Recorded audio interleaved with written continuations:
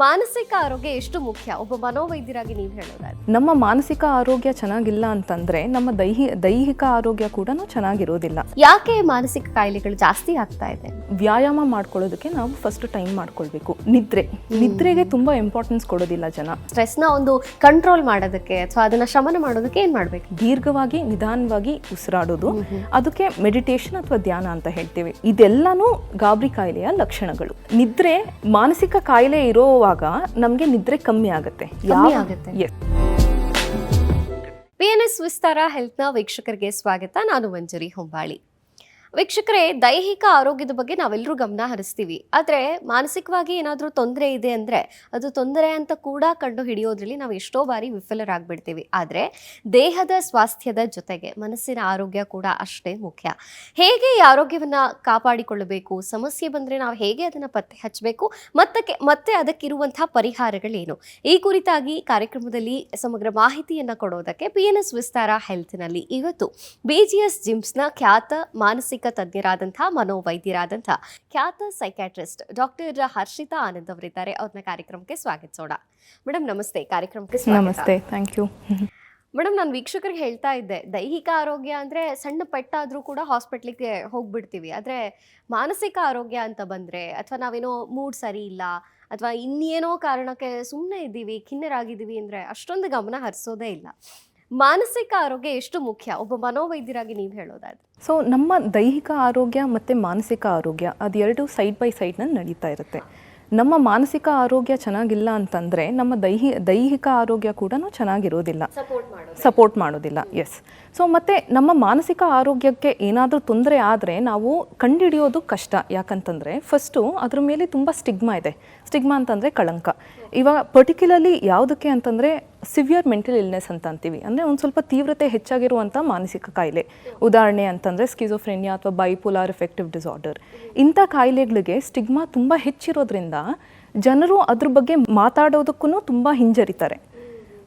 And next ಏನಂತಂದರೆ ಅರಿವು ಜನರಿಗೆ ತುಂಬ ಕಮ್ಮಿ ಮಾನಸಿಕ ಕಾಯಿಲೆಗಳ ಬಗ್ಗೆ. ಕೆಲವೊಂದು ಕಾಯಿಲೆಗಳು ಖಿನ್ನತೆ ಆಗಿರ್ಬೋದು ಅಥವಾ ಗಾಬರಿ ಕಾಯಿಲೆಗಳಾಗಿರಬಹುದು, ಅದು ಒಂದು ನಮ್ಮ ಜೀವನದ ಪಾರ್ಟ್ ಅಂತಲೇ ಅಂದ್ಕೊಂಡ್ಬಿಡ್ತೀವಿ. ಸೊ ಆ ಕಾರಣಕ್ಕೋಸ್ಕರ ನಾವು ಮಾನಸಿಕ ಕಾಯಿಲೆಗಳನ್ನ ಕಂಡುಹಿಡಿಯೋದು ಮತ್ತು ಅದಕ್ಕೆ ಚಿಕಿತ್ಸೆ ಪಡೆಯೋದು ತುಂಬ ಅಗತ್ಯ. ಓಕೆ, ಅಂದರೆ ನಾವು ಗಾಬರಿ ಆಗೋದು, ಖಿನ್ನರಾಗಿರೋದು ಸ್ವಾಭಾವಿಕ ಅಂತ ಅಂದ್ಕೊಂಡ್ಬಿಡ್ತೀವಿ ಅಲ್ವಾ? ಅಂದರೆ ಅದು ಕಾಯಿಲೆ ಅಂತ ನಮಗೆ ಗೊತ್ತಾಗೋದೇ ಇಲ್ಲ ಅಂತ ತಾವು ಹೇಳ್ತಾ ಇರೋದು. ಸೊಸೈಟಿಯಲ್ಲಿ ಏನಾಗುತ್ತೆ ಅಂತಂದರೆ ಕೆಲವೊಂದು ಸತಿ ಏನು ತೊಂದರೆ ಇಲ್ದಿರನೇ ನಮಗೆ ಖಿನ್ನತೆ ಅಥವಾ ಡಿಪ್ರೆಷನ್ ಆಗಬಹುದು. ಏನು ತೊಂದರೆನೇ ಇಲ್ದಿರೋ ಹಾಗೆ ನಮಗೆ ಗಾಬರಿ ಕಾಯಿಲೆನೂ ಆಗ್ಬೋದು. ಸೊ ಆವಾಗ ಜನರ ರೆಸ್ಪಾನ್ಸ್ ಹೇಗಿರುತ್ತೆ ಅಂತಂದರೆ, ಏನು ತೊಂದರೆನೇ ಇಲ್ಲ, ನೀನು ಏನಕ್ಕೆ ಈ ಥರ ಖಿನ್ನತೆ ಆಗಿದೆ ಅಂತ ನೀನು ಹೇಳ್ತಾ ಇದೆಯಾ ಅಂತ ಒಂದು ಶೇಮ್ ಮೂಡೋ ಒಂಥರ ಒಂದು ಬಿಹೇವಿಯರ್ ಕೂಡ ಮಾತಾಡ್ಕೊಂಡ್ಬಿಡ್ತಾರೆ.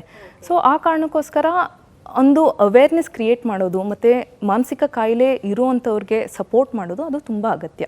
Okay ma'am. ಓಕೆ, ಮತ್ತು ಇವತ್ತಿನ ದಿನಮಾನಗಳಲ್ಲಿ ನಮ್ಮ ವರ್ಕ್ ಸ್ಟೈಲ್ ಇರ್ಬೋದು, ನಮ್ಮ ಫುಡ್ ಹ್ಯಾಬಿಟ್ಸ್ ಇರ್ಬೋದು, ಎಲ್ಲವನ್ನ ನೋಡಿದಾಗ ಯಾಕೆ ಮಾನಸಿಕ ಕಾಯಿಲೆಗಳು ಜಾಸ್ತಿ ಆಗ್ತಾ ಇದೆ ಅಂತ? ಓಕೆ, ಸೊ ಫಸ್ಟು ನಮ್ಮ ಜೀವನ ಶೈಲಿ. ವ್ಯಾಯಾಮ ಮಾಡ್ಕೊಳ್ಳೋದಕ್ಕೆ ನಾವು ಫಸ್ಟ್ ಟೈಮ್ ಮಾಡ್ಕೊಳ್ಬೇಕು. ವ್ಯಾಯಾಮ ಮಾಡೋದ್ರಿಂದ ಒಂದು ನ್ಯಾಚುರಲ್ ಕೆಮಿಕಲ್ಸ್, ಅದನ್ನ ಎಂಡಾರ್ಫಿನ್ಸ್ ಅಂತ ಅಂತೀವಿ, ಮತ್ತು ಬೇರೆ ಮೆದುಳಿನ ರಾಸಾಯನಿಕಗಳು, ಅದು ನಮ್ಮ ಮಾನಸಿಕ ಕಾಯಿಲೆನ ಸಪೋರ್ಟ್ ಮಾಡುವಂಥದ್ದು, ಅದು ರಿಲೀಸ್ ಆಗುತ್ತೆ ನಾವು ವ್ಯಾಯಾಮ ಮಾಡ್ತಾ ಇರುವಾಗ. ಮತ್ತು ನಿದ್ರೆಗೆ ತುಂಬ ಇಂಪಾರ್ಟೆನ್ಸ್ ಕೊಡೋದಿಲ್ಲ ಜನ. ಯಾಕಂದರೆ ನಿದ್ರೆ ಮಾಡೋದ್ರಿಂದ ನಮ್ಮ ಮಾನಸಿಕ ಆರೋಗ್ಯ ಮತ್ತು ನಮ್ಮ ದೈಹಿಕ ಆರೋಗ್ಯ ಅದೆರಡೂ ಸಪೋರ್ಟ್ ಮಾಡುವಂಥದ್ದು ಅದು ನಮ್ಮ ನಿದ್ರೆ.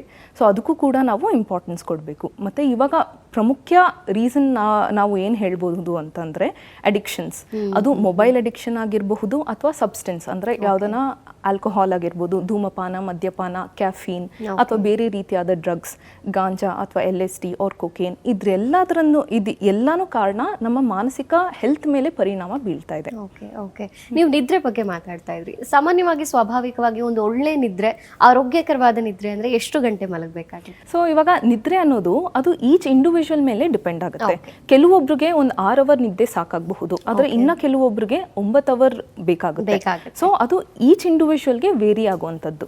ಸೊ ಕೆಲವೊಬ್ರಿಗೆ ಕಮ್ಮಿ ನಿದ್ದೆ ಬೇಕಾಗುತ್ತೆ, ಕೆಲವೊಬ್ರಿಗೆ ಜಾಸ್ತಿ ಬೇಕಾಗುತ್ತೆ. ಯಾವುದು ನಾವು ರಿಫ್ರೆಶಿಂಗ್ ಅಂದ್ರೆ ಬೆಳಗ್ಗೆ ಎದ್ದಿದ್ದಾದ್ಮೇಲೆ ಫ್ರೆಶ್ ಆಗಿರ್ತೀವೋ ಅದು ನಮಗೆ ಸಾಕಷ್ಟು ಆಗಿರುವಂತಹ ನಿದ್ದೆ ಅಂತ ಹೇಳ್ಬೋದು. Okay madam. ಓಕೆ, ಇನ್ನು ಮನೋವೈದ್ಯರ ಹತ್ರ ನಾವು ಕೇಳಲೇಬೇಕಾದಂಥ ಪ್ರಶ್ನೆ ಅಂದರೆ ಅದು ಸ್ಟ್ರೆಸ್ ಬಗ್ಗೆ.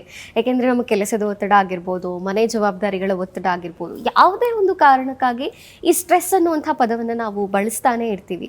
ಈ ಸ್ಟ್ರೆಸ್ ಉಂಟಾದಾಗ ಏನು ಮಾಡಬೇಕು ಮೇಡಮ್? ಈ ಸ್ಟ್ರೆಸ್ನ ಒಂದು ಕಂಟ್ರೋಲ್ ಮಾಡೋದಕ್ಕೆ ಅಥವಾ ಅದನ್ನು ಶಮನ ಮಾಡೋದಕ್ಕೆ ಏನು ಮಾಡಬೇಕಾಗುತ್ತೆ? ಸೊ ಫಸ್ಟ್ ಸ್ಟ್ರೆಸ್ ಅಂತಂದರೆ ಏನು ಅಂತ ಅರ್ಥ ಮಾಡ್ಕೊಳ್ಳೋಣ. ಸ್ಟ್ರೆಸ್ ಅಂತಂದರೆ ನಮ್ಮ ಜೀವನ ಶೈಲಿಯಲ್ಲಿ ಯಾವುದೇ ಆದ ಬದಲಾವಣೆ ಆದರೆ ಅಥವಾ ನಮ್ಮ ವಾತಾವರಣದಲ್ಲಿ ಯಾವುದೇ ರೀತಿಯಾದ ಬದಲಾವಣೆ ಆದರೆ ಅದು ಸ್ಟ್ರೆಸ್ ಮೂಡುವಂಥದ್ದು. ಕೆಲವೊಂದು ಉದಾಹರಣೆಗಳು ಕೊಡಬೇಕು ಅಂತಂದರೆ, ನಮಗೆ ಯಾವುದನ್ನ ಜ್ವರ ಅಥವಾ ಕಾಯಿಲೆ ಬಿತ್ತು ಅಂತಂದರೆ ಅದು ನಮ್ಮ ಬಾಡಿ ಮೇಲೆ ಸ್ಟ್ರೆಸ್ ಬೀರುತ್ತೆ. ಮತ್ತು ಯಾವುದನ್ನ ಒಂದು ಜಾಬ್ ಚೇಂಜ್ ಮಾಡಿರಬಹುದು, ಒಂದು ಮದುವೆ ಆಗಿರಬಹುದು ಅಥವಾ ಡಿವೋರ್ಸ್ ಆಗಿರ್ಬೋದು, ಇದೆಲ್ಲನೂ ಸ್ಟ್ರೆಸ್ ಅಂತಲೇ ಹೇಳ್ತೀವಿ. ಸೊ ಸ್ಟ್ರೆಸ್ಸು ನಾವು ಹೇಗೆ ಮ್ಯಾನೇಜ್ ಮಾಡ್ಕೊಳ್ಬೇಕು ಅಂತಂದರೆ, ಜೀವನ ಶೈಲಿಯ ಬದಲಾವಣೆಗಳು, ನಾನು ಹೇಳ್ದಂಗೆ ಮುಂಚೆ ವ್ಯಾಯಾಮ ತುಂಬ ಇಂಪಾರ್ಟೆಂಟ್. ಅದರ ನಂತರ ರಿಲ್ಯಾಕ್ಸೇಷನ್ ಟೆಕ್ನಿಕ್ಸ್ ಅಂತ ಅಂತೀವಿ, ದೀರ್ಘವಾಗಿ ನಿಧಾನವಾಗಿ ಉಸಿರಾಡೋದು, ಅದಕ್ಕೆ ಮೆಡಿಟೇಷನ್ ಅಥವಾ ಧ್ಯಾನ ಅಂತ ಹೇಳ್ತೀವಿ. ಸೊ ಪರ್ಟಿಕ್ಯುಲರ್ ಟೈಮ್ ನೀವು ದಿನಕ್ಕೆ ಅಲಾಟ್ ಮಾಡಿಕೊಂಡ್ರೆ ಅದು ನಿಮಗೆ ಡೆಫಿನೆಟ್ಲಿ ಬೆನಿಫಿಷಿಯಲ್ ಆಗುತ್ತೆ. ಮತ್ತು ನೆಕ್ಸ್ಟ್ ಇನ್ನೊಂದು ಏನಂತಂದರೆ ಟೈಮ್ ಮ್ಯಾನೇಜ್ಮೆಂಟ್. ಯಾವ ಟಾಸ್ಕ್ಗೆ, ಯಾವ ಕೆಲಸಕ್ಕೆ ನಾವು ಪ್ರಯಾರಿಟಿ ಕೊಡಬೇಕು ಮತ್ತು ನಾವು ಎಷ್ಟು ಟೈಮ್ ಕೊಡಬೇಕು ಅಂತ ಕೆಲಸಕ್ಕೆ, ಯಾವ ಕೆಲಸ ಬೇಗ ಮುಗಿಸ್ಬೇಕು ಅಂತ ನಾವು ಪ್ರಯಾರಿಟೈಸ್ ಮಾಡಿಕೊಂಡು ನಾವು ಮಾಡಿದ್ರೆ ಆವಾಗ ನಮಗೆ ಸ್ಟ್ರೆಸ್ ಕೂಡ ಕಮ್ಮಿ ಆಗುತ್ತೆ. ಮತ್ತು ಧೂಮಪಾನ, ಮದ್ಯಪಾನ, ಕ್ಯಾಫೀನ್ ಅದರಿಂದನೂ ದೂರ ಇದ್ದರೆ ನಮಗೆ ಸ್ಟ್ರೆಸ್ ಕೂಡ ಕಮ್ಮಿ ಆಗುತ್ತೆ. Okay madam. ಓಕೆ, ಇನ್ನು ಆಂಗ್ಸೈಟಿ ಡಿಸಾರ್ಡರ್ ಅಂದರೆ ಏನು ಮೇಡಮ್? ಇದು ಈ ಶಬ್ದವನ್ನು ಕೇಳ್ತಾ ಇರ್ತೀವಿ. ಓಕೆ, ಸೊ ಆಂಗ್ಸೈಟಿ ಅಂತಂದರೆ, anxiety can be normal also. Okay, ಕೆಲವೊಂದ್ಸತಿ ಫಾರ್ ಎಕ್ಸಾಂಪಲ್ ಯಾವುದೇ ಆದ ಒಂದು ಸ್ಟೇಜ್ ಪರ್ಫಾರ್ಮೆನ್ಸ್ ಮುಂಚೆ ಒಂದು ಸ್ವಲ್ಪ ಆಂಗ್ಸೈಟಿ ಆಗೋದು ಇಟ್ ಇಸ್ ನಾರ್ಮಲ್. ಯಾವಾಗ ನಾವು ಅದನ್ನು ಕಾಯಿಲೆ ಅಂತ ಅಂತೀವಿ ಅಂತಂದರೆ, ಪ್ರತಿದಿನ ಸುಮಾರು ತಿಂಗಳು ದಿನನಿತ್ಯ ಯಾವುದೇ ಆದ ಚಿಂತೆ ಅಥವಾ ಭಯದಿಂದ ನರಳ್ತಾ ಇದ್ರೆ, ಅದರಿಂದ ನಮ್ಮ ಜೀವನ ಎಫೆಕ್ಟ್ ಆಗ್ತಾ ಇದ್ರೆ ಅದನ್ನು ನಾವು ಆಂಗ್ಸೈಟಿ ಡಿಸಾರ್ಡರ್ಸ್ ಅಂತ ಹೇಳ್ತೀವಿ. ಸೊ ಆಂಗ್ಸೈಟಿ ಡಿಸಾರ್ಡರ್ಸ್ ತೀವ್ರವಾದಾಗ ಏನಾಗುತ್ತೆ ಅಂತಂದರೆ, ಅವ್ರಿಗೆ ಕೆಲಸದ ಮೇಲೆ ಎಫೆಕ್ಟ್ ಆಗುತ್ತೆ, ಅವ್ರಿಗೆ ಗಮನ ಹರಿಸೋದಕ್ಕಾಗೋದಿಲ್ಲ. ಮತ್ತು ತುಂಬ ಪ್ಯಾನಿಕ್ ಅಟ್ಯಾಕ್ಸ್ ಅಂತ ಹೇಳ್ತೀವಿ. ಪ್ಯಾನಿಕ್ ಅಟ್ಯಾಕ್ಸ್ ಅಂತಂದರೆ ಎದೆ ಜೋರಾಗಿ ಹೊಡ್ಕೊಳ್ಳೋದು, ಕೈ ಕಾಲೆಲ್ಲ ನಡ್ಕ ಬರೋದು, ಅದರಿಂದ ಕೆಲಸನೇ ಮಾಡೋದಕ್ಕೆ ಆಗದೆ ಇರುವಂಥದ್ದು, ನಿದ್ರೆ ಕೂಡ ತೊಂದರೆ ಆಗುತ್ತೆ.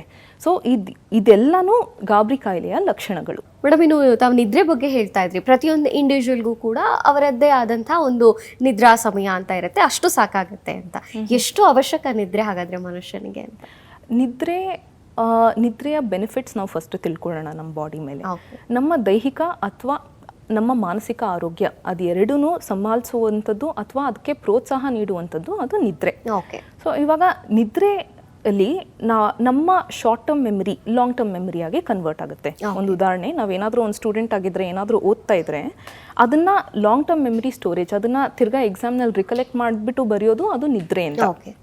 ಮತ್ತು ಅದ್ರ ಜೊತೆಗೆ ಕೆಲವೊಂದು ಹಾರ್ಮೋನ್ಸ್ ವೇರಿಯೇಷನ್ ಇರುತ್ತೆ, ಅದು ಪ್ರಿಡಾಮಿನೆಂಟ್ಲಿ ಲೆಪ್ಟಿನ್ ಮತ್ತು ಗ್ರೆಲಿನ್ ಅಂತ ಹೇಳ್ತೀವಿ. ಸೊ ನಿದ್ದೆ ಮಾಡದೇ ಇರೋದ್ರಿಂದ ಈ ಹಾರ್ಮೋನ್ ಇಂಬ್ಯಾಲೆನ್ಸ್ ಆಗೋದ್ರಿಂದ ನಮಗೆ ವೆಯ್ಟ್ ಗೇನ್ ತೂಕ ಹೆಚ್ಚಾಗುವಂತಹ ಚಾನ್ಸಸ್ ಕೂಡ ಇರುತ್ತೆ. ಮತ್ತು ಗಮನ ಹರಿಸೋದಕ್ಕೆ ಮತ್ತು ನಮ್ಮ ಮೂಡ್ ರೆಗ್ಯುಲೇಷನ್ಗೆ ಇದೆಲ್ಲದಕ್ಕೂ ನಿದ್ರೆ ತುಂಬ ಇಂಪಾರ್ಟೆಂಟ್. ಒಟ್ಟಾರೆ ಮನುಷ್ಯನ ಸಾಕಷ್ಟು ಕಾಯಿಲೆಗಳಿಗೆ ನಿದ್ರೆ ಕೂಡ ಪರಿಹಾರ. ಡೆಫಿನೆಟ್ಲಿ. ಮತ್ತು ನಿದ್ರೆ ಮಾನಸಿಕ ಕಾಯಿಲೆ ಇರೋವಾಗ ನಮಗೆ ನಿದ್ರೆ ಕಮ್ಮಿ ಆಗುತ್ತೆ. ಎಸ್, ಉದಾಹರಣೆ ಅಂತಂದ್ರೆ ಖಿನ್ನತೆ, ಡಿಪ್ರೆಷನ್ ಆರ್ ಆಂಗ್ಸೈಟಿ ಮತ್ತೆ ಸ್ಕಿಜೋಫ್ರೆನಿಯಾ ಮಾಡ್ತಾ ಇರ್ತೀವಿ, ಸೊ ನಿದ್ರೆ ಬರಲ್ಲ. ಎಕ್ಸಾಕ್ಟ್ಲಿ. ಸೊ ನಮಗೆ ಮಾನಸಿಕ ಕಾಯಿಲೆ ಇರುವಾಗ ನಿದ್ರೆ ಕಮ್ಮಿ ಆಗುತ್ತೆ. ಮತ್ತೆ ಯಾವಾಗ ನಾವು ನಿದ್ರೆ ಸರಿಯಾಗಿ ಮಾಡೋದಿಲ್ವೋ ಅವಾಗ ನಮ್ಮ ಮಾನಸಿಕ ಕಾಯಿಲೆಗಳು ಕಾಣಿಸ್ಕೊಳ್ಳುತ್ತೆ ಅಥವಾ ಅದರ ತೀವ್ರತೆ ಹೆಚ್ಚಾಗುತ್ತೆ. So it's a dual relationship. ಇನ್ನು OCD ಅಂದ್ರೆ ಏನು ಮೇಡಮ್? ಇದ್ರ ಲಕ್ಷಣ ಏನು? OCD ಅಂತಂದರೆ ಒಬ್ಸೆಸಿವ್ ಕಂಪಲ್ಸಿವ್ ಡಿಸಾರ್ಡರ್ ಅಂತ ಹೇಳ್ತೀವಿ. ಅದ್ರ ಹೆಸರು ತಕ್ಕನಾಗೆ ಅದರಲ್ಲಿ 2 ಕಾಂಪೊನೆಂಟ್ ಇರುತ್ತೆ. ಒಂದು ಒಬ್ಸೆಷನ್ಸ್ ಅಂತ ಹೇಳ್ತೀವಿ, ಇನ್ನೊಂದು ಕಂಪಲ್ಷನ್ಸ್. ಒಬ್ಸೆಷನ್ಸ್ ಅಂದರೆ ಪದೇ ಪದೇ ಬರುವಂತಹ ಅನಗತ್ಯ ಯೋಚನೆಗಳು. ಉದಾಹರಣೆ ಏನಂತಂದರೆ, ನಾವು ಪದೇ ಪದೇ ಕೈ ತೊಳಿಬೇಕು ಅಂತ ಅನ್ಸೋದು. ನಮ್ಗೆ ಗೊತ್ತು ಕೈ ಕ್ಲೀನಾಗೇ ಇದೆ, ತೊಳೆಯೋ ಅವಶ್ಯಕತೆ ಇಲ್ಲ, ಆದ್ರೂ ಪದೇ ಪದೇ ಅಂತ ಯೋಚನೆ ಬರೋದು. ಕಂಪಲ್ಷನ್ಸ್ ಅಂತಂದರೆ ಇವಾಗ ಈ ಕೈ ಗಲೀಜಾಗಿರುವಂತಹ ಯೋಚನೆ, ಅದರಿಂದ ನಮಗೆ ಆತಂಕ ಅಥವಾ ಭಯ ಜಾಸ್ತಿ ಆಗುತ್ತೆ. ಸೊ ಅದನ್ನು ಕಮ್ಮಿ ಮಾಡ್ಕೊಳ್ಳೋದಕ್ಕೆ ನಾವು ಹೋಗಿ ಕೈ ತೊಳೆಯೋದು, ಆ ಮೋಟಾರ್ ಆ್ಯಕ್ಟ್ ಇದೆಯಲ್ಲ ಅದನ್ನು ನಾವು ಕಂಪಲ್ಷನ್ಸ್ ಅಂತ ಹೇಳ್ತೀವಿ. Okay. ಸೊ ಇದು ಎರಡು ಇಂಟರ್ ರಿಲೇಟೆಡ್ ಮತ್ತು ಒಬ್ಸೆಷನ್ಸ್ ಮತ್ತು OCD ಅನ್ನೋದು ಒಂದು ಕ್ರಾನಿಕ್ ಕೋರ್ಸ್ ಅಂತ ಹೇಳ್ತೀವಿ. ಅಂದರೆ ತುಂಬ ದೀರ್ಘವಾಗಿ ಇರುವಂತಹ ಕಾಯಿಲೆ. ಇದು ಕೆಲವೊಂದು ಸತಿ ಜಾಸ್ತಿ ಆಗುತ್ತೆ ಮತ್ತು ಕೆಲವೊಂದು ಸತಿ ಹೆಚ್ಚಾಗುತ್ತೆ. ಇದಕ್ಕೆ ಚಿಕಿತ್ಸೆ ಅಗತ್ಯ. ಯಾಕಂದರೆ ಅದು ನಮ್ಮ ಜೀವನನ ತುಂಬಾ ಅಫೆಕ್ಟ್ ಮಾಡುತ್ತೆ. ಸೊ ನಾವು ಚಿಕಿತ್ಸೆ ಅಂತಂದರೆ ಇದು ಮಾತ್ರೆಗಳ ಮೂಲಕ ಆಗಿರ್ಬೋದು ಅಥವಾ ಥೆರಪಿ ಮೂಲಕ ಆಗಿರ್ಬೋದು. ಇದು ಎರಡೂ ಸೇರಿಸಿ ನಾವು ಟ್ರೀಟ್ಮೆಂಟ್ ಕೊಡ್ತೀವಿ OCD ಅನ್ನೋ ಕಾಯಿಲೆಗೆ. ಓಕೆ, ಈ ಎಲ್ಲದಕ್ಕೂ ಒಂದು ಪ್ರಶ್ನೆ ಆ್ಯಡ್ ಮಾಡೋದಾದ್ರೆ, ನೀವು ಥೆರಪಿ ಬಗ್ಗೆ ಮಾತಾಡ್ತಾ ಇದ್ರಿ, ಯಾವ ಥರದ ಥೆರಪಿಗಳಿರುತ್ತೆ ಅಂತ? ಸುಮಾರು ಥೆರಪಿಗಳಿರುತ್ತೆ. For example cognitive behavioural therapy ಅಂತ ಅಂತೀವಿ. ಮತ್ತು ಕಾಗ್ನಿಟಿವ್ ಥೆರಪಿ ಅಂತಲೇ ಸೆಪ್ರೇಟ್ ಆಗಿದೆ. ಅದು ಆಂಗ್ಸೈಟಿ ಡಿಸಾರ್ಡರ್ಸ್ಗೆ. ಡೈಲೆಕ್ಟಿಕಲ್ ಬಿಹೇವಿಯರಲ್ ಥೆರಪಿ ಅಂತ ಅಂತೀವಿ. OCDಗೆ ಎಕ್ಸ್ಪೋಜರ್ ಆ್ಯಂಡ್ ರೆಸ್ಪಾನ್ಸ್ ಪ್ರಿವೆನ್ಷನ್ ಅಂತ ಹೇಳ್ತೀವಿ. ಸೊ ಅಂಥ ಕಾಯಿಲೆಗೆ ಯಾವ ಸೂಟೆಡ್ ಥೆರಪಿ ಇರುತ್ತೋ ಅಂಥ ಥೆರಪಿ ನಾವು ಅದನ್ನು ಅಸೆಸ್ ಮಾಡಿಬಿಟ್ಟು ಪೇಷಂಟ್ನ ಅಂಥ ಥೆರಪಿನ ನಾವು ಕೊಡೋಕ್ಕೆ ಶುರು ಮಾಡ್ತೀವಿ ಪೇಷಂಟ್ಗೆ. ಅಂದರೆ ಕೊಡೋದು ಅಂದರೆ ಹೇಗಿರುತ್ತೆ ಮೇಡಮ್ ಅದು ಪ್ರೊಸೆಸ್? ಅದು ಸೆಷನ್ಸ್ ಮೂಲಕ ಇರುತ್ತೆ. ಸೊ ಪ್ರತಿಯೊಂದು ಕಾಯಿಲೆಗೆ ಒಂದು set number of sessions recommend ಮಾಡಿರುತ್ತೆ. ಸೊ ನಮಗೆ ಇಂಡಿಯನ್ ಸೈಕ್ಯಾಟ್ರಿಕ್ ಸೊಸೈಟಿ ಅಂತ ಅದು ಗೈಡ್ಲೈನ್ಸ್ ಇರುತ್ತೆ. ಸೊ ಅದರಲ್ಲಿ ಫಾರ್ ಎಕ್ಸಾಂಪಲ್ OCDಗೆ recommended session is about 20 sessions. So 20 session ಅದು ಬೇಸ್ಡ್ ಆನ್ ದ ಸಿವಿಯರಿಟಿ. ಪೇಷಂಟ್ಗೆ ಎಷ್ಟು ಸಿವಿಯರ್ ಆಗಿದೆ ಕಾಯಿಲೆ ಅನ್ನೋದ್ರ ಮೇಲೆ ಅದನ್ನ ಶೆಡ್ಯೂಲ್ ಮಾಡ್ತೀವಿ. Okay madam, okay. ಸಾಕಷ್ಟು ಮಾಹಿತಿಯನ್ನು ನಮ್ಮ PNS ವಿಸ್ತಾರ ವೀಕ್ಷಕರಿಗೆ ತಿಳಿಸ್ಕೊಟ್ಟಿದ್ದೀರಿ. ಧನ್ಯವಾದಗಳು. Thank you.